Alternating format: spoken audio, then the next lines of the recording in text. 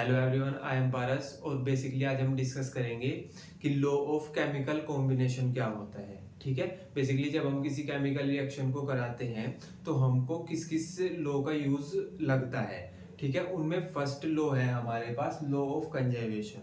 Law of conservation हमको बोलता है कि जब भी हम किसी केमिकल रिएक्शन को कराते हैं तो उसमें जो मैटर होता है ना तो वो क्रिएट होता और ना ही उसको हम डिस्ट्रॉय कर सकते। मीन्स कि जितना हमारे पास मैटर है वो उतना ही रहेगा। जैसे हम किसी केमिकल रिएक्शन को करा रहे हैं तो जितना रिएक्टेंट है हमारे पास उतना ही प्रोडक्ट बनेगा। ठीक है, तो इसको ऐसे लिखते हैं law of conservation, matter can neither be created NOR be destroyed. ठीक है, तो मैटर को ना तो हम क्रिएट कर सकते ना हम उसको डिस्ट्रॉय कर सकते। ठीक है, तो ये हमारे पास फर्स्ट लॉ हो गया केमिकल कॉम्बिनेशन का, लॉ ऑफ कंजर्वेशन। ठीक है, सेकंड हो गया हमारे पास लॉ ऑफ डेफिनेट प्रोपोर्शन। तो लॉ ऑफ डेफिनेट प्रोपोर्शन क्या है? ये ऐसे बोलते हैं कि जैसा हमारे पास कोई कंपाउंड है और वो किन्हीं एलिमेंट्स से मिलके बना होगा। ठीक है, तो अब वो कंपाउंड हम चाहे कहीं से भी उठा के ले आए, उस कंपाउंड में जो एलिमेंट का प्रोपोर्शन है या जो एलिमेंट की कॉम्पोजिशन है वो सेम ही रहेगी। जैसे अगर मैं बोल दूं कि जैसे मेरे पास H2O है, वो एक कंपाउंड है, तो H2O हाइड्रोजन और ऑक्सीजन से मिलके बना हुआ है। ठीक है, तो अब जो हाइड्रोजन और ऑक्सीजन का प्रोपोर्शन है वो H2O में वाटर में सेम ही रहता है।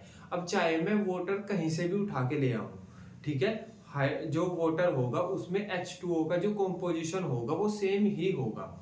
ठीक है, इन्होंने एक एग्जांपल भी देखा था कि जो हमारे पास क्यूप्रिक कार्बोनेट होता है उसमें क्या होता है कि जो हमारे पास कॉपर और कार्बन ऑक्सीजन का जो रेशो होता है वो सिमिलर ही होता है। उन्होंने क्या करा था कि उन्होंने दो सैंपल लिए, एक में जो क्यूप्रिक कार्बोनेट था उन्होंने वो लिया जो नेचर में ऑलरेडी प्रेजेंट होता है, मतलब जो नेचुरल क्यूप्रिक कार्बोनेट होता है वो लिया, और एक लिया उन्होंने सिंथेटिक जो लैब में बना रखा था।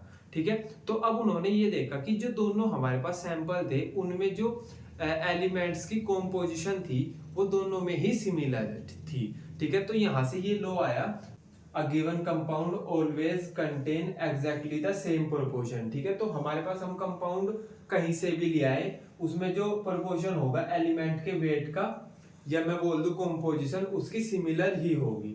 ठीक है, इसके बाद आता है हमारे पास third law, law of multiple proportion.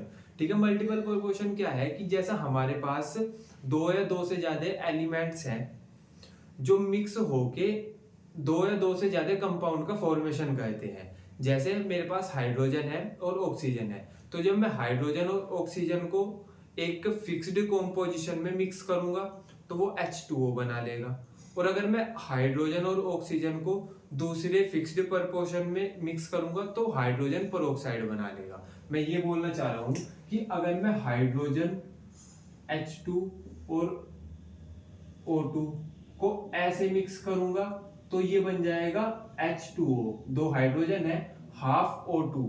अगर हम O2 को हाफ कर दे तो एक ऑक्सीजन रह जाएगा, है ना, तो हमारे पास आ जाएगा H2O। ठीक है, अगर मैं इसको ऐसे कॉम्पोजिशन में मिक्स किया जाए H2O2 तो ये बना लेगा हाइड्रोजन पेरोक्साइड। ठीक है, तो बेसिकली हो क्या रहा है कि हमारे पास दो ऐसे एलिमेंट है हाइड्रोजन और ऑक्सीजन जो मिलके अलग अलग कंपाउंड का फॉर्मेशन कर रहे हैं, और अलग अलग कंपाउंड का फॉर्मेशन तब कर रहे हैं जब हम इनको अलग अलग रेशो में मिक्स कर रहे हैं। ठीक है, तो बेसिकली ये जो हमारे पास लॉ है, लॉ ऑफ मल्टीपल प्रोपोर्शन, ये बोलता है कि जब भी हमारे पास दो ऐसे एलिमेंट होते हैं जो मिलके अलग अलग रेशो में अगर हम उनको मिलाए तो अलग अलग कंपाउंड का फॉर्मेशन करते हैं, उनमें से एक का जो मास होता है वो तो फिक्स्ड होता है।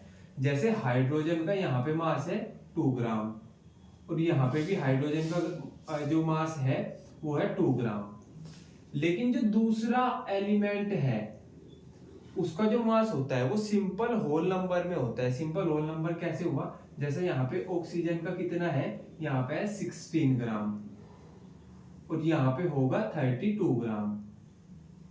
32 ग्राम, तो अगर हम इसको लिखे तो हम ऐसे नहीं लिख सकते क्या इसको कि 16:32 को हम ऐसे नहीं लिख सकते 1:2? भाई हमने इनको दोनों को 16 से डिवाइड कर दिया। ठीक है, तो ये आ गया हमारे पास 2, ये आ गया हमारे पास 1। तो ये आ गया 1:2। तो ये बेसिकली ऐसे बोल रहे हैं कि अगर हम दो ऐसे एलिमेंट ले लें जो मिलकर डिफरेंट डिफरेंट कंपाउंड का फॉर्मेशन करते हैं, तो वो जो हमने दो एलिमेंट्स लिए हैं, एक का जो मास है वो तो सिमिलर होगा, पर जो दूसरे एलिमेंट है उसका जो मास होगा वो सिंपल होल नंबर में होगा। ठीक है, तो बेसिकली एक का मास फिक्स्ड होगा और दूसरे का सिंपल होल नंबर में होगा। ठीक है, इसको यहाँ पे देख लेते हैं। लॉ ऑफ मल्टीपल प्रपोर्शन क्या है? If two elements can combine to form more than one compound. ठीक है, अगर हमारे पास दो एलिमेंट कंबाइन कर रहे हैं और वो दो से ज्यादा कंपाउंड का फॉर्मेशन कर रहे हैं, the mass of one element that combine with a fixed mass of the other element are in the ratio of small whole number. ठीक है, तो जो एक का तो मास होगा फिक्स्ड, जैसे ये हमारे पास हाइड्रोजन है, ये हाइड्रोजन है, तो दोनों में जो हाइड्रोजन का मास है वो तो फिक्स्ड है। ठीक है, और जो सेकंड होगा उसका मास होगा स्मॉल होल नंबर में। ठीक है, तो जो हमारे पास सेकंड एलिमेंट है ऑक्सीजन, इसका जो मास है वो सिंपल होल नंबर में है। ठीक है, तो यहाँ पे देख लो, इसका मास 2 ग्राम है और ऑक्सीजन का है 16 ग्राम। यहाँ पे हाइड्रोजन का मास 2 ग्राम है और ऑक्सीजन का मास है 32 ग्राम। ठीक है, तो ये बेसिकली हमारे पास लॉ हो गया, लॉ ऑफ मल्टीपल प्रपोर्शन। ठीक है, इसके बाद हमारे पास आता है गैलुसैक लॉ ऑफ गैसियस वॉल्यूम। ठीक है, ये ऐसा बोलते हैं कि अगर हम किसी केमिकल रिएक्शन को करा रहे हैं, ये बेसिकली ऐसा बोलते हैं कि अगर हम किसी केमिकल रिएक्शन में दो गैसेस को ऐड कर रहे हैं, कंबाइन कर रहे हैं, तो वहां पे हम उसके मास की बात नहीं करेंगे, वहां पे हम उसके वॉल्यूम की बात करेंगे। क्लियर है ना? ये हमको ये बोलते हैं। ठीक है, तो हम देख लेते हैं Gay Lussac law of gaseous volume. When gas combine और produce in a chemical reaction, तो किसी केमिकल रिएक्शन में जब गैस को हम कंबाइन कराते हैं, ठीक है, they do so in simple ratio of volume provide all gases are at same temperature and pressure। तो यहाँ पे हम क्या बात करते हैं? हम यहाँ पे उसके वॉल्यूम की सिंपल रेशो की बात करते हैं, हम यहाँ पे मास की बात नहीं करते। ठीक है, तो बेसिकली आपको सिंपल इतना याद रखना है कि जो हमारे पास गैलुसैक लॉ ऑफ गैसियस वॉल्यूम है, ये ऐसे बोलता है कि जब भी हम दो गैसेस को कंबाइन कराते हैं तो हम उसके मास की बात नहीं करेंगे, हम उसके वॉल्यूम की सिंपल रेशो की बात करेंगे। क्लियर है क्या ये वाला पॉइंट? ठीक है, अब इसके बाद आता है एवोगाड्रो लॉ। एवोगाड्रो लॉ ये बोलता है कि अगर हमारे पास दो गैसेस हैं और दोनों गैसेस की जो वॉल्यूम है वो इक्वल है, तो जो उनके मॉलिक्यूल्स का नंबर है वो भी सिमिलर ही होगा। मींस अगर हमारे पास दो गैस है और दो गैसेस का इक्वल वॉल्यूम है हमारे पास, तो जो उनमें नंबर ऑफ मॉलिक्यूल्स है ना दोनों गैसों के, वो भी इक्वल होंगे। क्लियर है? ठीक है, तो ये है हमारे पास Avogadro law, equal volume of gases at the same temperature और प्रेशर। ठीक है, तो हमने सेम टेम्परेचर और सेम प्रेशर पे इक्वल वॉल्यूम्स ली दो गैसेस की। Should contain equal number of molecule, तो उनमें जो हमारे पास मॉलिक्यूल्स का नंबर होगा वो भी सिमिलर ही होगा। ठीक है, तो बेसिकली हमने यहाँ पे 5 लॉ डिस्कस किए जो लॉ ऑफ केमिकल कॉम्बिनेशन बोलते हैं हम जी। तो बेसिकली हमारे पास इन लॉज का आगे चैप्टर में यूज होगा। ठीक है, तो आपको ये सब याद होने चाहिए। ठीक है, अब इसके बाद करेंगे हम एटम की जो थियरी आई है, मींस की जो हमारे पास एटम की दो थियरीज हैं, एक है डाल्टन थियरीज, एक है मॉडर्न थियरी। ठीक है, तो बेसिकली अभी हम उसको डिस्कस कर लेते हैं। ठीक है, तो जो हमारे पास सबसे पुरानी थियरी है एटम को लेके वो है हमारे पास डाल्टन्स एटॉमिक थियरी। ठीक है, तो ये बोलते हैं कि matter consist of individual atoms, कि मैटर है हमारे पास जो वो बना होता है बहुत सारे इंडिविजुअल एटम्स से। ठीक है, सेकेंडली बोलते हैं all the atoms of a given element have identical properties. ये बोलते कि हमारे पास जो एलिमेंट्स होते हैं ना, कोई भी एलिमेंट्स है तो जो उसके एटम्स होंगे वो सब सिमिलर होंगे। ठीक है, तो ये वाला पॉइंट बाद में जाके गलत प्रूव हो गया था। ठीक है, लेकिन अभी हम देख लेते हैं all the atoms of a given element have identical properties including identical mass, atom of different element differ in mass. तो ये सिंपल इन्होंने ये बोला कि अगर हमारे पास जो एलिमेंट्स होते हैं उनके जो एटम्स होते हैं उनकी सारी जो प्रॉपर्टी होती है, उनका मास सब कुछ सिमिलर होता है क्योंकि वो एक ही एलिमेंट के एटम है।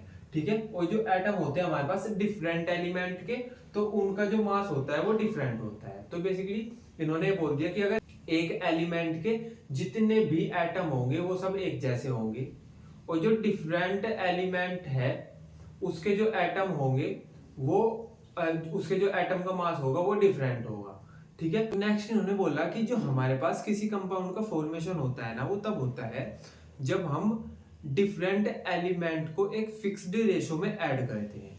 मतलब इनका मानना ये था कि अगर हमारे पास सेम एलिमेंट है ना और हम उनको ऐड कर रहे हैं तो किसी कंपाउंड का फॉर्मेशन नहीं हो सकता। एलिमेंट अलग अलग होने चाहिए तब जाके हमारे पास किसी कंपाउंड का फॉर्मेशन होगा, ठीक है। तो बेसिकली इनको ये वाली बात तो उस टाइम पे सही लग रही होगी तभी इन्होंने बोल दिया, ठीक है। लेकिन अब ये पॉइंट गलत प्रूव हो गया। मतलब अभी तो यार हमको पता होता है ना कि यार चाहे सेम एलिमेंट हो और चाहे डिफरेंट एलिमेंट हो, दोनों से कंपाउंड का फॉर्मेशन किया जा सकता है, ठीक है। तो थर्ड पॉइंट देख लेते हैं। Compounds are formed when atom of different element combine in fixed ratio. तो ये बोलते हैं कि जब हम फिक्स्ड रेशो में डिफरेंट एलिमेंट के कंपाउंड डिफरेंट एलिमेंट के एटम को कंबाइन करते हैं तब जाके हमारे पास कंपाउंड का फॉर्मेशन होता है, ठीक है। फोर्थ पॉइंट बोलते हैं कि chemical reaction involve reorganisation of atom. ये बोलते हैं कि जब भी कोई केमिकल रिएक्शन होती है ना तो उसमें न तो जो हमारे पास एटम होते हैं न तो नए एटम बनते हैं और न पुराने एटम जो है हमारे पास न वो डिस्ट्रॉय होते हैं, बस एटम का रीऑर्गेनाइजेशन होता है, ठीक है। तो ये बोलते हैं chemical reaction involve reorganisation of atoms, these are neither created nor destroyed in chemical reaction। तो सिंपल यही बोलते हैं कि किसी केमिकल रिएक्शन में जो हमारे पास एटम है ना तो वो क्रिएट होते ना वो डिस्ट्रॉय होते, बस उनका रीऑर्गेनाइजेशन होता है, ठीक है। तो बेसिकली ये हमारे पास थी डाल्टन एटॉमिक थ्योरी। तो हमारे पास डाल्टन एटॉमिक थ्योरी के बाद आई मॉडर्न एटॉमिक थ्योरी। तो देख लेते हैं इस थ्योरी ने क्या बोला। Atom is no longer consider to be individual, ठीक है। तो हम एटम को इंडिविजुअल कंसिडर नहीं करेंगे, क्यों? क्योंकि हमारे पास एटम के अंदर इलेक्ट्रॉन प्रोटॉन और न्यूट्रॉन होते हैं, ठीक है। एटम के अंदर इलेक्ट्रॉन प्रोटॉन न्यूट्रॉन होते हैं, ठीक है। हमने एटॉमिक स्ट्रक्चर चैप्टर में पढ़ा है ये सब, ठीक है। तो हम एटम को इंडिविजुअल कंसिडर नहीं करेंगे, ठीक है। सेकंड पॉइंट है atom of the same element may not be similar in all respect. ये बोलते हैं कि जो हमारे पास एटम्स होते हैं सेम एलिमेंट के, वो उनकी जो सारी प्रॉपर्टीज होती है वो सिमिलर नहीं होती। इसका एग्जांपल देखो, हमारे पास जो आइसोटोप्स होते हैं, जैसे हमारे पास आइसोटोप्स, कार्बन का आइसोटोप होता है ये